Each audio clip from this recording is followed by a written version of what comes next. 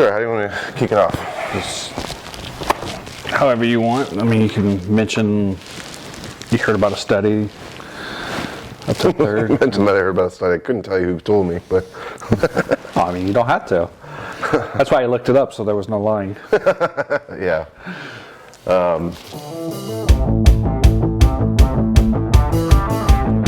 It should be recording, so. Yeah.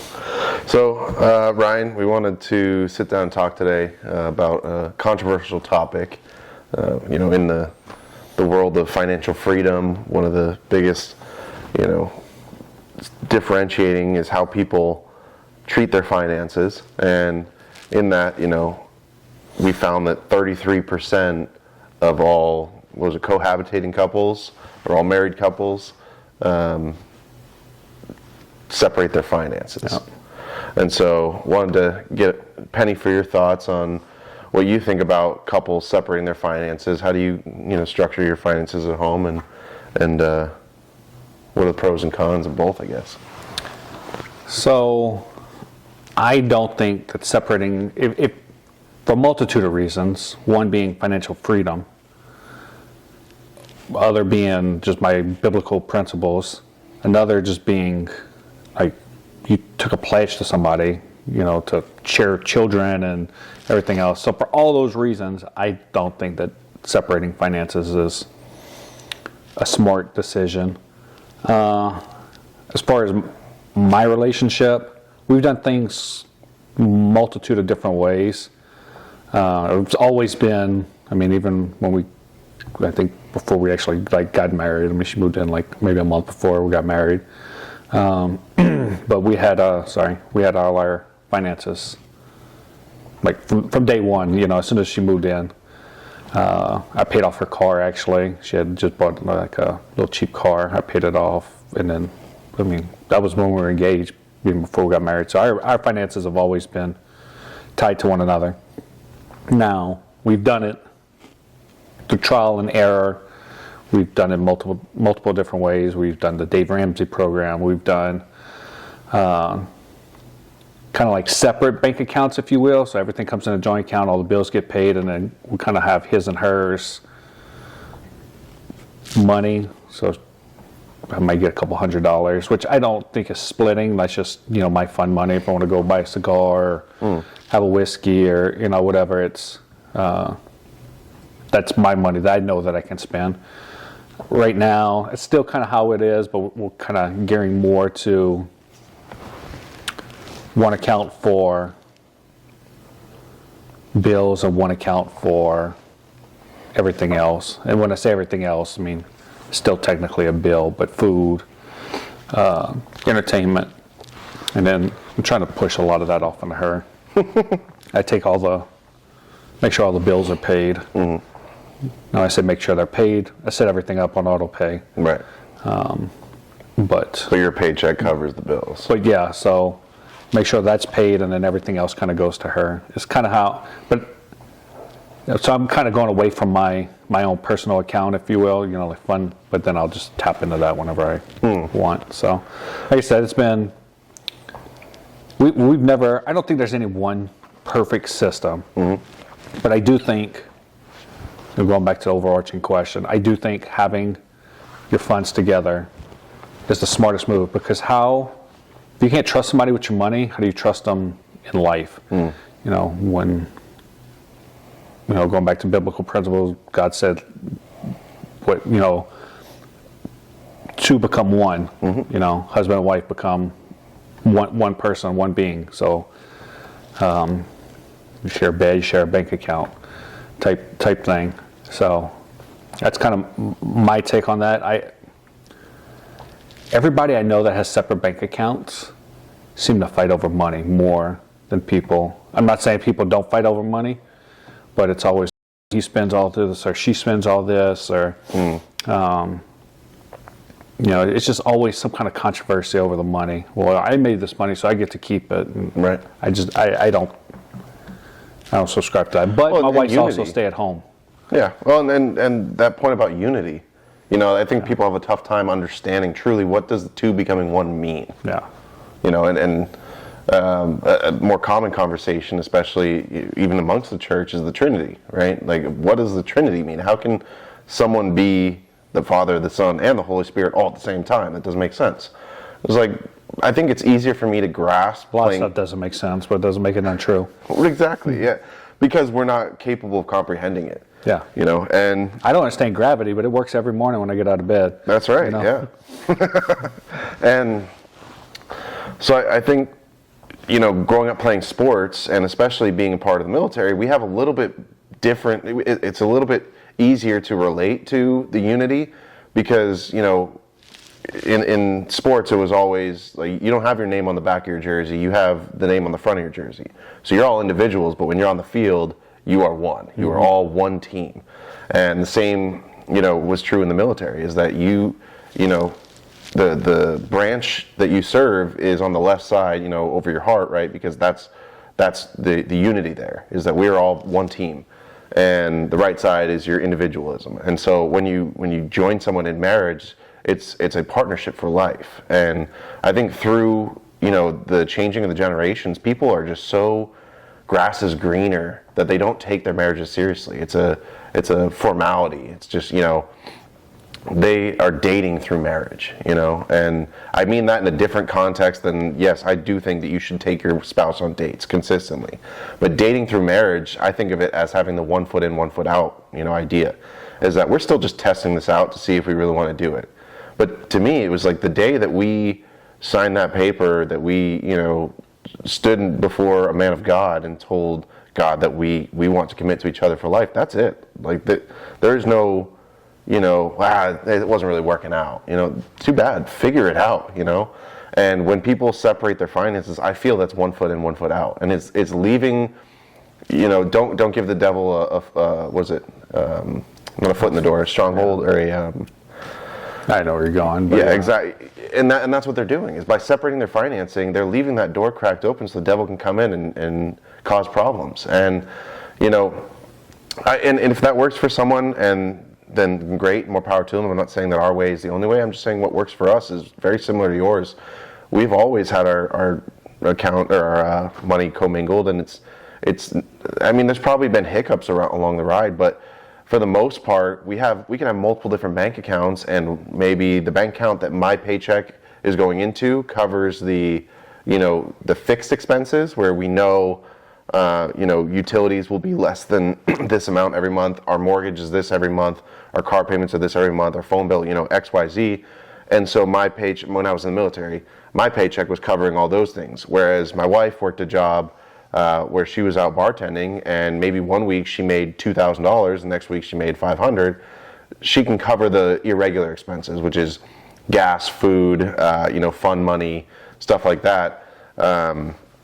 But since we first started dating, that's how it was. Is that, you know, I was always covering the fixed expenses, and she was doing the fluctuating expenses. But all of our spending money, all the fun money, everything that we got to do was from her efforts.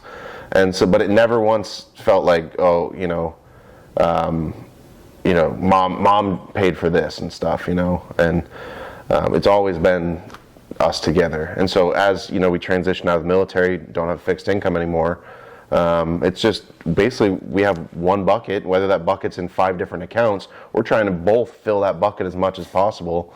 And, you know, it's, I think that it adds to the level of closeness. It adds another bond with my wife that I wouldn't have if it was like a, you know, oh, I already contributed for the bills this month. Like, and, you know, if she agreed to split every bill and paid her half of the mortgage and I was falling short, like, well, too bad, you got to figure it out. Like, no, it's never that. It's, you know, maybe she had a better month, and the same is true when we started doing real estate. We're both licensed. We work all the same deals together.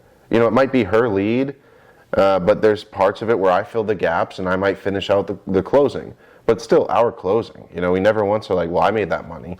You know, there might be, like I said, there might be moments, but for the most part, it adds this level of togetherness. And so I think it's very important spiritually, you know, and relationally to unify the finances. Do you ever see a reason to have separate finances? I think if one is terribly irresponsible with money and needs to learn their own lesson, I could see separating finances.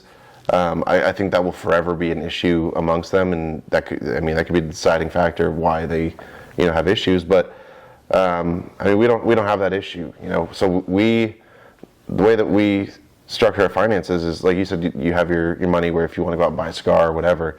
I don't think either of us, we have that trust where we don't ever feel like we would have to justify an expense to the other person. If there was something that was dollar amount of that level, then we would just ask how they feel about it. Like my wife would call me. She's much better at that than I am, but she would call me and say, "Hey, I'm thinking about buying this. Are you okay with that?" And I would be insisting, like, yes, or getting her hair done. That's one thing. She says, "Hey, I need to go out and get my hair done. I can just do it at home." I'm like, "No, go treat yourself. Take it out. Go do it." And she's like, "It's gonna be this much. Are you okay with that?" But it's that communication. Like, how much does that communication add value to our relationship?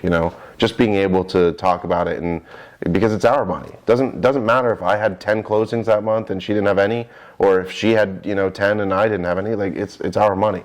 So if she was closing a bunch of deals, she would still come to me and ask, "Hey, what do you think if I go do this?" So I think what it really comes down to is communication. Is if you can separate your bank accounts and have clear communication with your spouse, good for you. That's more important. So yeah, Valerie and I had one just recently. We're going on a cruise here for a week, and that's where cruises get you, not necessarily on the cruise, like renting your room, if you will. It's all the extra stuff. It's all the extra stuff. And so we're talking about all the extra stuff. She's like, "Well, what about the internet package?" I was like, "I don't need internet. I can live without it for a week."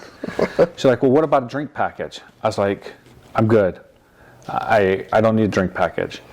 And I was like, "You can get the drink package and I'll just have buy a drink or so." She looks into it and like, "Well, I get the drink package, the alcohol drink package, because there's different levels." She's like, "You have to get it because we're sharing a room." I'm like, "Well, that's stupid. Like, what if someone doesn't drink?" But so we didn't get that because I wasn't. Anyhow, we ended up getting the drink package for the kids, which was like, I want to say $200-something a kid, $181 maybe a kid for a week. So it was like almost $30 a day. Mm-hmm. And I was like, "This is stupid. Like, for some sugar." And so sit down. You better drink that juice. And so we had a conversation, and she actually met with her friend yesterday who just got back from a cruise. And she's like, "Don't do it." So she ended up canceling it last night. I think it was maybe the night before. But anyhow, she ended up canceling the drink package.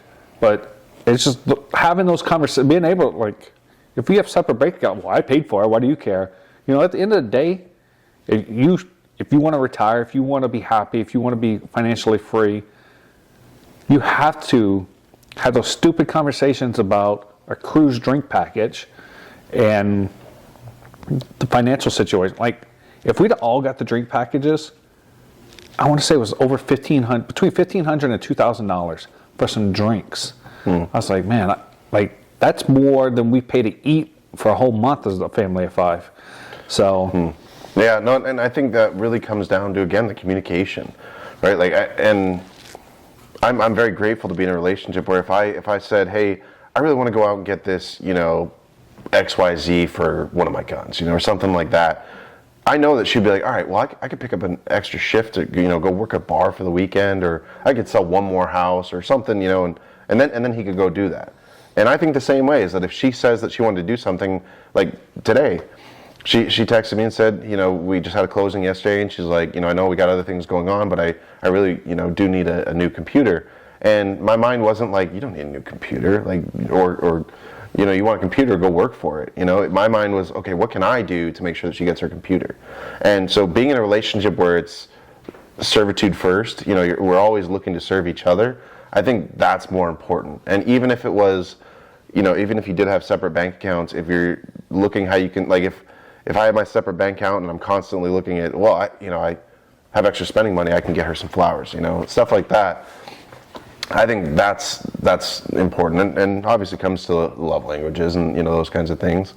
My wife, she appreciates gifts, but she cares a lot more about acts of service. It was like, did I go do the laundry, or go clean out the garage that's been piling up for 2 years? True story. Host. But it's more important things to our relationship than just money. Money, is it's important, but also, what's the Bible say about money, right? It doesn't say that money is evil, right? That's the common misconception. It says the love of money is the root of all evil. And so if we center everything that we do in our life around money, that is the love of money. So Valerie and I had this conversation just recently about somebody who doesn't have money. Or, I can't say doesn't have money, but is real, like, well, I can't afford that, I can't afford that, I can't afford that type thing. And they probably make more money than they give themselves credit for, but just that mentality. And I was telling her, like, well, they probably make less money than we do. I said, I think they have more love of money. Even though they have less money. Like, I don't think the love of money, you can be dead broke, making $30,000 a year, and have the love of money more than someone that's making $1 billion a year. Like, I don't think how much money you make is subjective to your love of money. Right. So, and I think a lot of people, especially Christians, associate the two. Well, I'm making minimum wage, so my love of money is none. Versus he's making $1 million a day, his love of money is astronomical. Right. And so it's... And I know people who have, they make millions of dollars a year, and they give a lot of it away. They wake up every day with gratitude. And one of my mentors, I think from our first meeting, the most impactful thing that he told me was that his goal is the reverse tithe. You ever heard of that? Just live on 10% and give the other 90 away? Yeah, that's incredible. I can't wait for the day where I can live off of 10% of my income. And he's not, eating ramen, driving a hoopty. Like, he's living comfortably, but that 10% is enough for him, that he can support his family and give away the other 90%. I know a guy that, God makes good money, but he gave over, he didn't give an amount, but he said over 6 figures to 2 different churches to get started. Like, and not his church, like not a church he was going to, just like he believed in the person and said, here, go plant your church. That's incredible. And he gave over $100,000. I don't know the exact number, but 2 different churches. And that was in 1 year. It wasn't like, this was over a lifetime. This was in 1 year, over $200,000. So. And imagine the lives that have been impacted by that. Like that's a why of its own, And there's one guy that I follow on social media, and he talks all the time about his mission to spread the gospel, and he just tells crazy stories of how he just goes out of his way to talk about the gospel to others. And he told one this morning I saw that he was getting a haircut and just was telling the barber, introducing himself to the barber because they hadn't met before, and told him just a random story about how he was blessed by God recently, and the guy said, it's crazy, people have been talking to me about Jesus so much lately. And so he said, well, have you been saved? And he was like, well, what does that mean? And he went on to tell him about the gospel and how all he has to do is just tell Christ that he wants to be saved and invite him to take control of his life. And he said that he believes that every person that went and told this guy about Christ was preparing to meet the guy who does the videos. He said, I'm not special. God was doing his own work in this man's life and just happened to put me in that chair that day to be the one to connect to him. And I think that so much relates to someone who is, giving so much of their personal finances away, because it's not personal finances, right? We're just managing the assets for God. Yeah. It's, I wish I could remember it right now, but affirmation or something I say every day or read every day. If I said it every day, I'd probably know what it is right now versus reading it. But yeah, it's about doing good with the resources that you're, stewarding the resources that you're given. Yeah, absolutely. Well, and I think you're spot on with saying that, someone who is flat broke can have more of a love for money than someone who is, living abundantly. Because, I definitely have family members that are the same way. They constantly talk about how they're broke and I don't have that money and I don't have any money. And I mean, to a point, you start manifesting that. Yeah. You focus on it's the whole idea. I mean, the whole idea of the red Camaro, right? I can't remember what the term is for that, but yeah, it'll come to me long after we're done recording. But you keep talking red Camaro, red Camaro, red Camaro. The concept starts with an R. I can't think of it right now. Yeah. Well, and reticular activating system. Yep, that was spot on. How you find what you're looking for, right? And if you're looking for brokenness and being broke, and I'm poor, then that's all you're ever going to find, because that's what's fresh on your mind. But and it's the idea in Rich Dad Poor Dad is, I can't afford that versus how can I afford that? Because I can't afford that allows you to shut off your mind. You don't have to think about it anymore. But how can I afford that is what do I need to do in order to? And so if you are of the mind of opportunity and you say, well, I can't afford that right now, but what do I need to do? Then you're going to keep looking for opportunity. And when you look for opportunity, you will find it. And I think that's the only thing that separates the ultra successful from the mediocre, is that they are constantly looking for opportunity, and the mediocre are looking at their current position. So, saying that, I always go back to this. When I was in high school, I remember I played basketball in high school, and we were in the, or tried to play basketball in high school. We were in the weight room, and we were doing squats, and someone was on the squat rack, and the coach came in, and he's squatting, and he gave bad advice for squatting. Now I know it, however many years later.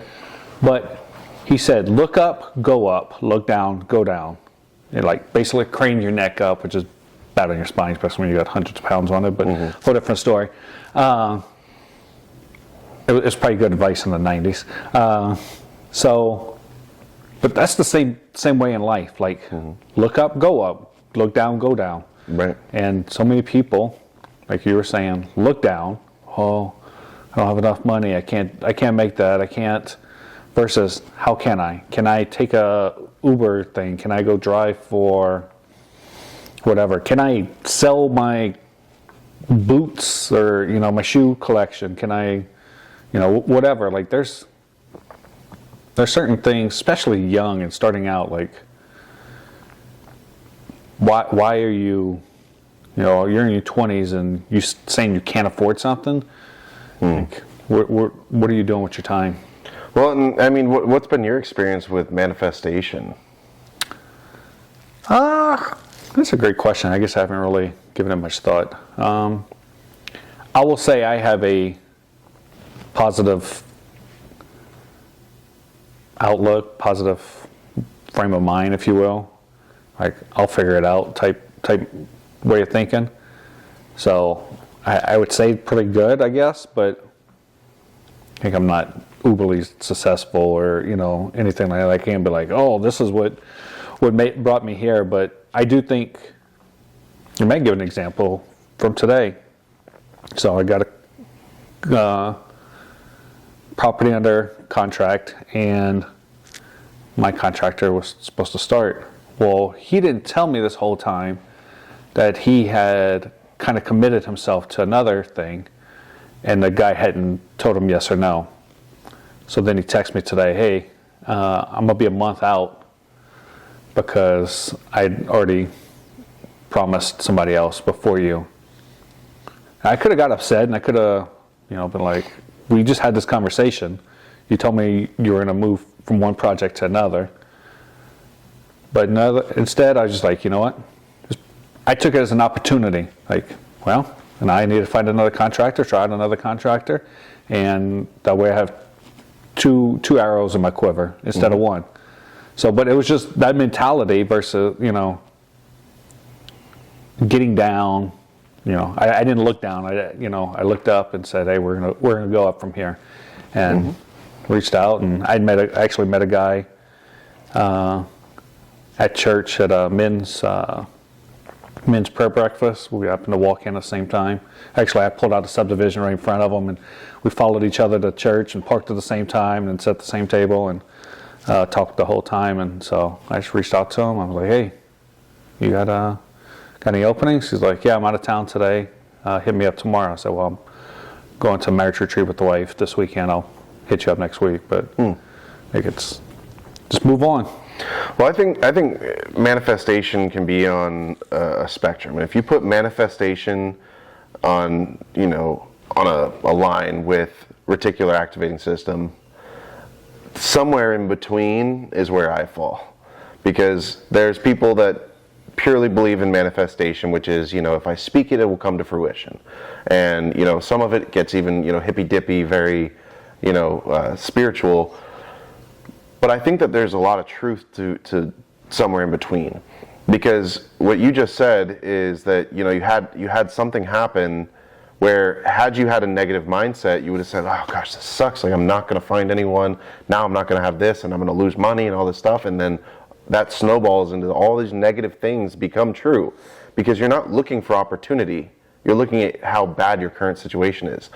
But because you're looking for opportunity, your reticular activating system is saying, well, the next person that I come into contact with that shows signs of being a contractor or anything like that, like I'm gonna go after that.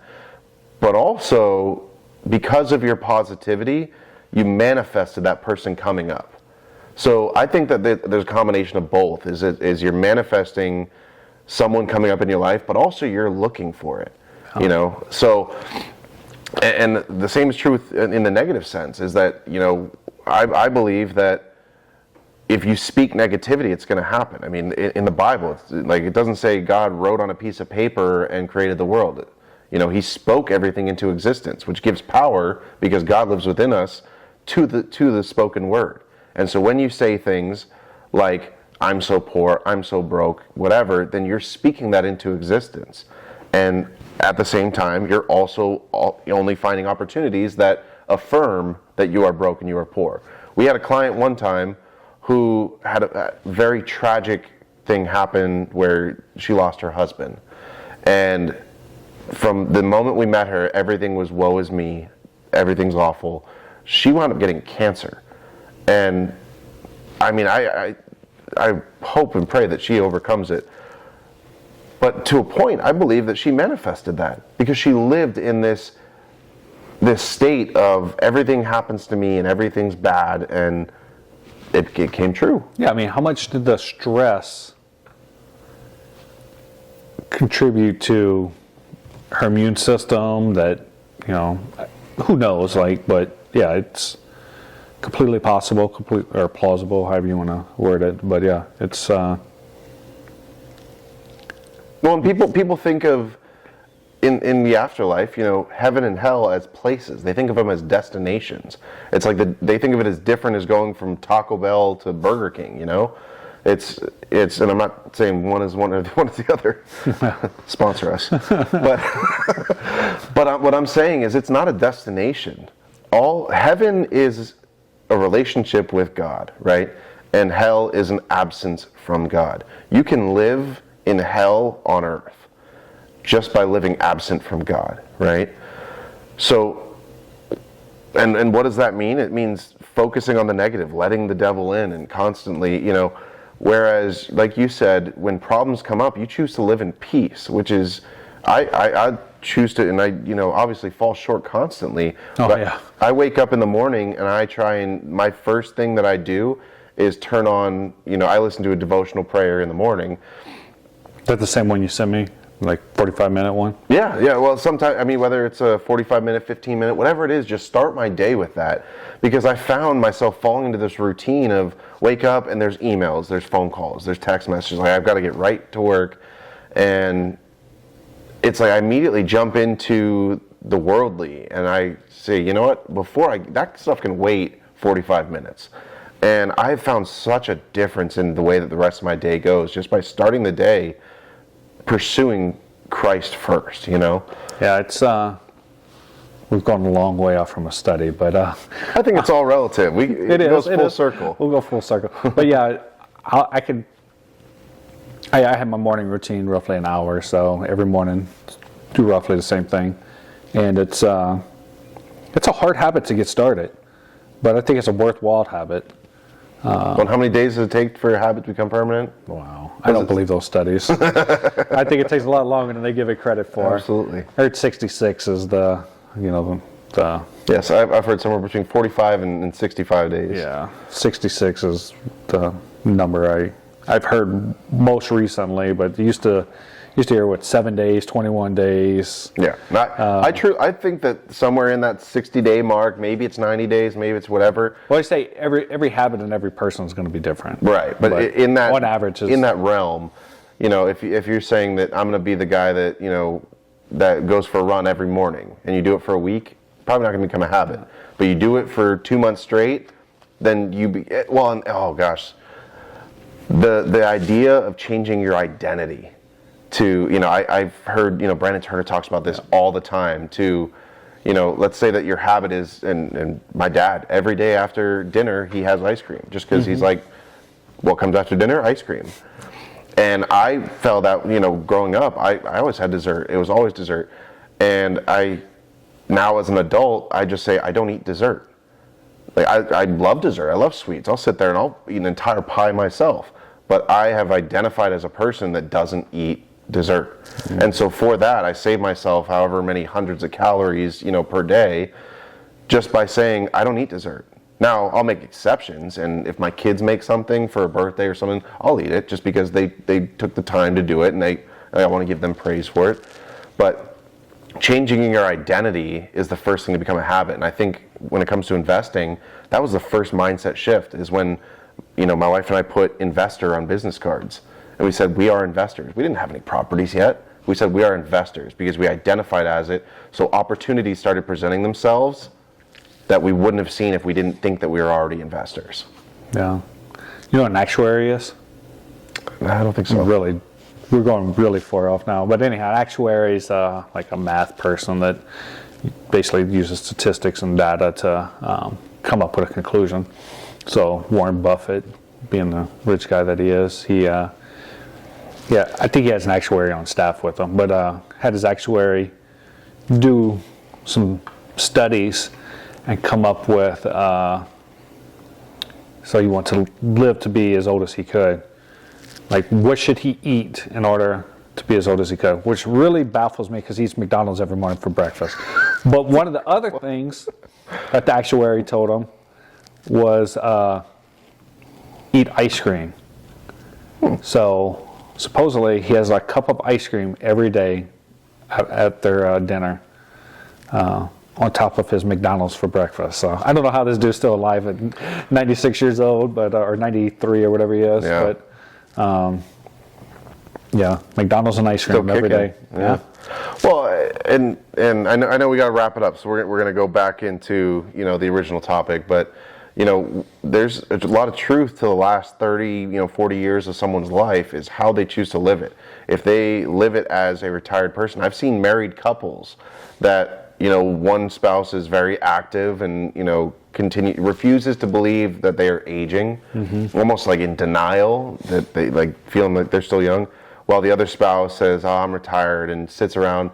And you might not notice a difference over 2, 5, 10 years, but over 20, 30 years, you look at it, one of them's still up, you know, exercising every day and up and active, and like Warren Buffett, he's still very active at 93. But you can find 90. Sitting around town and going out to eat and getting around just fine. Yeah, but you see other 93-year-old, you know, that is on a walker, and, you know, you can tell that it might be their last day, you know. But how much of that do you think goes into the mindset of manifestation, reticular activating system, of how they choose to live their life? If retirement is the end, and they treat it like the end, then they're basically just spending every day, you know, one day closer to death, you know, whereas someone who refuses to believe it, they're manifesting this positive outlook on their life is going to continue to live healthy, and so, but back to, the main topic, of course. Yeah, it's, we really, Way off. really went way off of this. But, yeah, I think at the end of the day, this is really a principle for life. I think if you read the Bible, study the Bible, more than read it, study what God's saying.